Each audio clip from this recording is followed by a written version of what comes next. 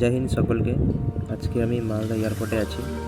আজকে আমি সকলকে দেখাবো যে আমার 400 মিটার রান টাইমিং কত লাগছে। তোমরা সকলে জানো আমি ইন্ডিয়ান আর্মির জন্য রান প্র্যাকটিস করছি। তো আজকে তোমরা লাস্ট পর্যন্ত যুক্ত থেকো, আমার টাইমিং কত লাগছে দেখবে, এবং যদি ভালো লেগে থাকে লাইক এবং শেয়ার এবং সাবস্ক্রাইব করতে ভুলবে না। জয় হিন্দ, জয় ভারত।